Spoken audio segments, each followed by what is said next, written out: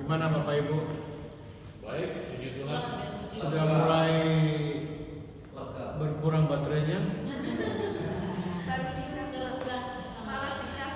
Kali Pak, semakin kuat. Ya, terima kasih tadi saya mendengar apa yang disampaikan di sini, tapi terus terang tidak jelas. Jadi gaungnya itu saya tidak tangkap semua. Saya coba pindah ke belakang, juga tidak terlalu jelas. Tapi saya hanya buat kesimpulan dengan tafsiran tingkat tinggi.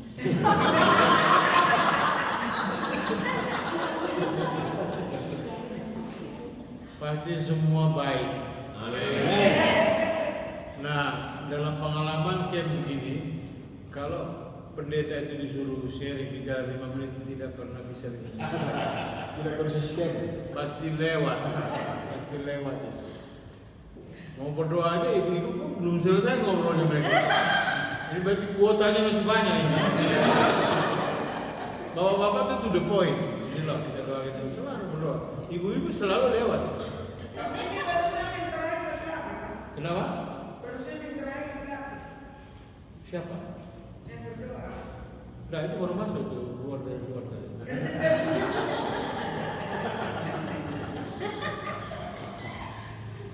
Masih atur kursi bu, cari kawannya. Jadi apa itu semua terkonfirmasi loh apa yang kita sharing sepanjang hari ini. Yaitu kecenderungan itu tetap ada, wajar itu. Selama masih bisa dimengerti tidak ada masalah. Dan saya yakin, saya pikir tidak mungkin Bapak Ibu tidak mendapatkan sesuatu dari acara kita ya. Jadi satu lentera Indonesia dipakai Tuhan untuk memberkati Bapak Ibu semua. Amin. Acara-acara seperti ini mungkin Bapak Ibu perhatikan sampai sesi tadi sore, saya tidak terlalu banyak menguraikan firman Tuhan ya. Tapi prinsip-prinsipnya saya ambil. Bahwa Bapak ini kan semua pakar. Dalam hal apa itu soal lain lagi. Bagaimana Bapak menafsir mungkin beda dengan saya menafsir. Itu lagi masalah lagi kan. Maka daripada itu jadi masalah, udahlah kita ambil yang bagaimana supaya kita bisa mengaplikasikannya dalam perjalanan hidup dan pelayanan kita. Prinsip yang tadi saya dengar ada yang sampaikan, kita ini bukan paus, orang suci, seorang tidak ada masalah, kita ada masalah. Paus yang sekarang pun lebih baik mengerti ini dan memahami ini. Beberapa pidato-pidatonya saya ikut, wah ini orang beda. Ini kayaknya ini saya lupa ya, ini mungkin paus pertama dari Amerika. Sebelumnya semua kan, maka dia punya ininya beda. Doktrinnya kuat, teologianya kuat, dia berani melawan arus. Jadi apa itu saya suka satu statementnya. Kalau Anda tidak bisa berdiri di tempat Yesus berdiri, Anda tidak layak untuk berdiri di mimbar. Maka disuruh semua yang hidup-hidup mewah semua itu jalan kaki. Maka itu banyak imam mengundurkan diri karena mereka sudah nyaman selama ini sebagai hamba Tuhan, dihormati, disanjung-sanjung. Tapi kalimat itu menarik. Saya pikir untuk kita hamba Tuhan juga perlu simak baik-baik. Artinya kalau kita tidak bisa berdiri di tempat Yesus berdiri, apa itu? Jalan penderitaan. Yesus melalui jalan-jalan yang sulit. Lalu kita menghindari jalan itu, kita tidak layak berdiri di mimbar untuk mengajar jemaat. Itu kira-kira kesimpulannya.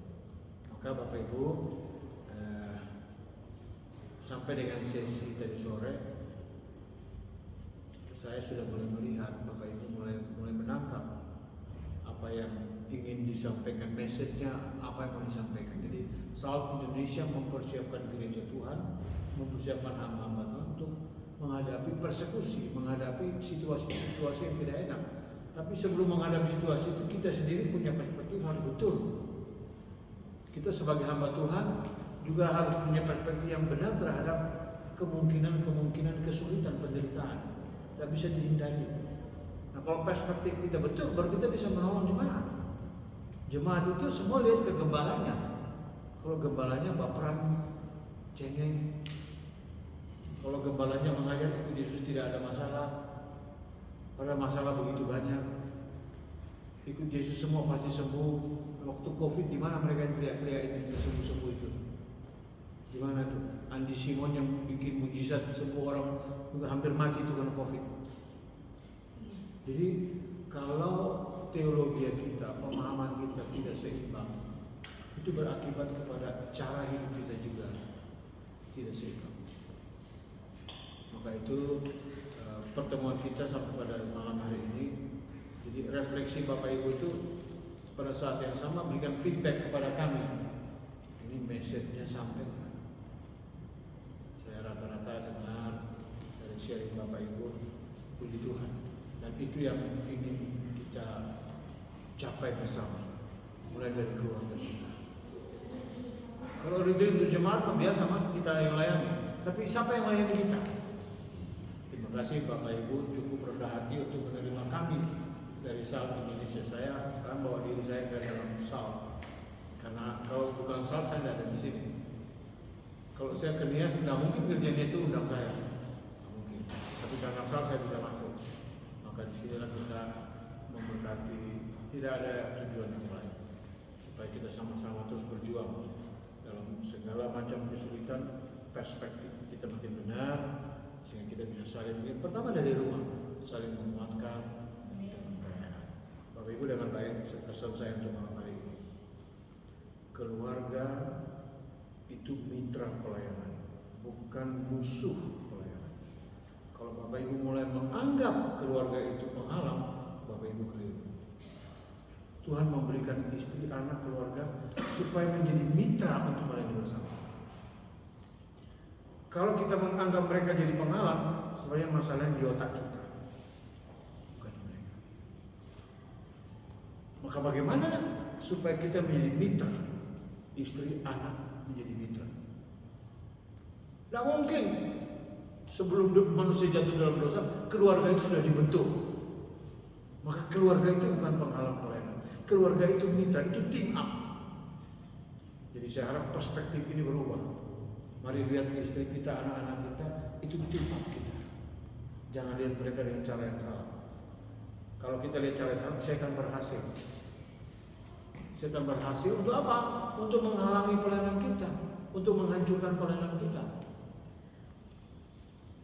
Dia tahu itu. Maka kembali lihat ya, Alkitab dimulai dari keluarga, lalu nasihat untuk para penatua yang mana itu tolak ukurnya mulai dari rumah. Bukan dari rumah. Doa saya, Bapak Ibu makin dikuatkan, makin memahami, kita tunggu mau api unggun. Supaya malam ini kita akhiri betul-betul dengan sukacita, malam ini semua bisa tidur nyenyak. Tapi kalau ada barang sesuatu sebelum tutup mata itu, bolehlah terbuka suami istri. Apa yang dirasa, boleh buka. Aku rasa kau kurang kali dengan keluarga.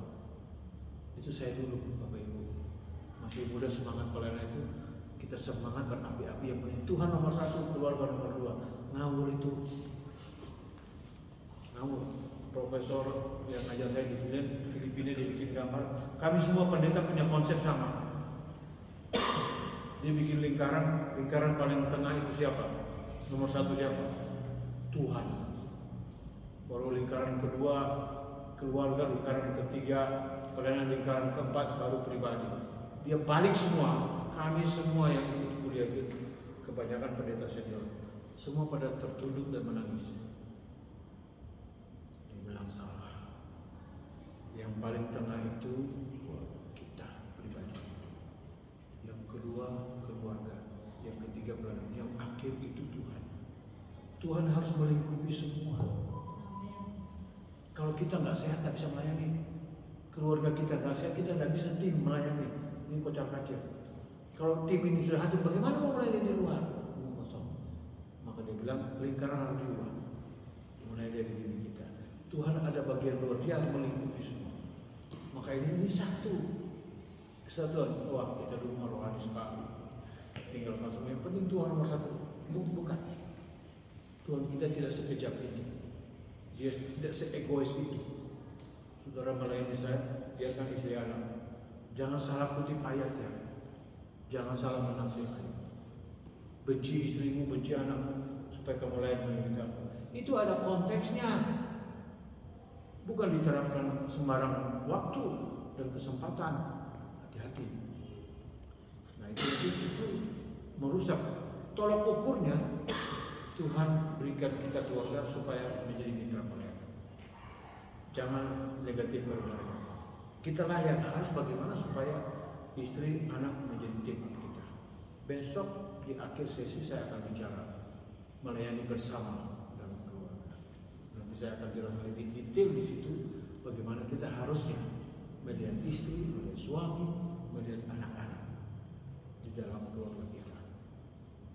Saya tidak kenal Bapak Ibu semua, tapi kalau Bapak Ibu di rumah ada pembantu, saya akan tanya pembantu dan pembantu akan minta siapa Bapak Ibu.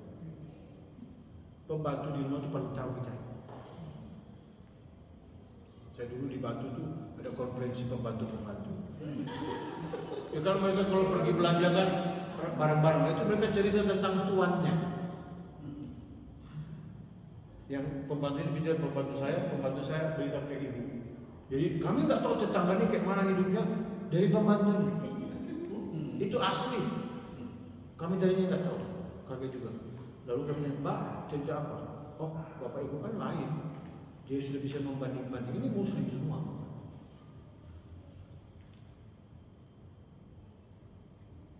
Jangan sampai di gereja kita lain, di rumah lain. Ini susah.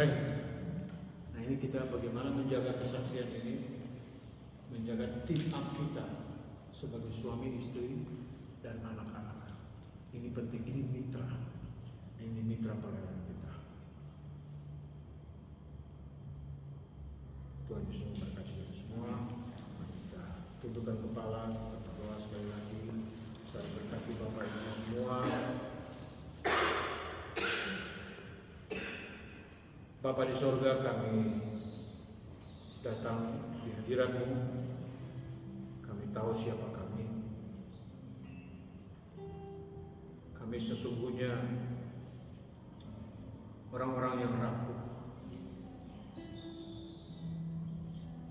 Tapi kami bersyukur sampai malam hari ini Tuhan begitu peduli memperhatikan kami, memperhatikan kebutuhan kami, keperluan kami sebagai hamba Tuhan, keperluan kami sebagai suami, sebagai istri, sebagai orang tua. Kami bersyukur ya Tuhan. Sebelum kami bergeser jauh dari kehendak-Mu, kami bersyukur Engkau menarik kami kembali ke jalan-Mu. Terima kasih Tuhan Yesus. Ampuni kami ya Tuhan. Kalau selama ini kami keliru, kami salah dalam menilai hubungan kami dalam keluarga, suami, istri, anak-anak. Ampuni, sucikan, kuduskan kami Tuhan. Baharui cara berpikir kami, supaya apa yang kami pikir seperti apa yang Tuhan maksudkan dan kehendaki. Setiap kali kami membaca firman-Mu, Roh-Mu menolong kami, supaya kami bukan sekedar membaca, tapi kami mendapatkan arahan yang jelas dari firman. Karena itulah kekuatan kami. Bapa, Hamba berkati semua hamba-Mu, suami istri. Tuhan kenal setiap hamba-Hamba. Sebab itu hamba berdoa minta berkat khusus dari sorga turun atas hamba-Hamba. Apa yang mereka gumuli, apa yang mereka doakan, apa yang mereka rasakan dan mereka alami sampai hari ini, hamba percaya Tuhan tahu.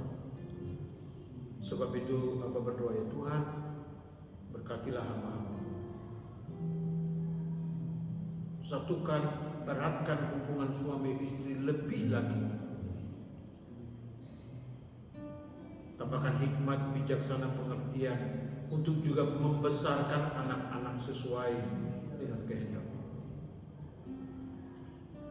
Semua kebutuhan finansial, pendidikan anak, masa depan anak, hamba percaya Tuhan tidak membiarkan, Tuhan pasti menyediakan, Tuhan pasti memberkati. Kami percaya itu dalam nama Yesus. Sebab itu Bapa, berkati semua hamba.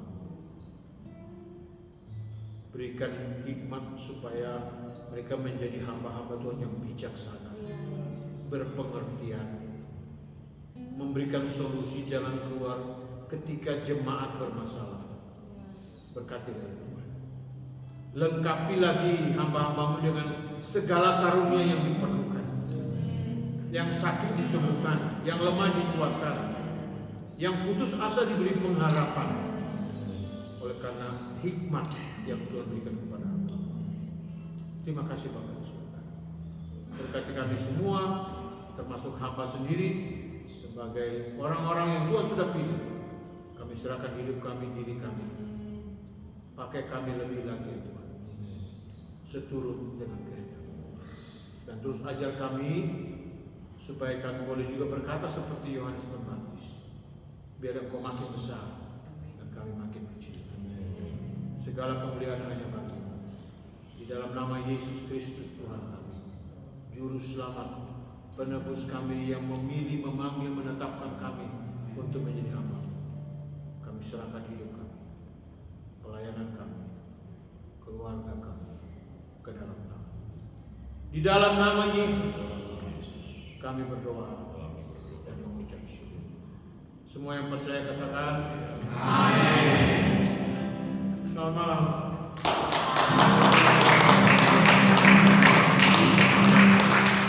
Bapak Ibu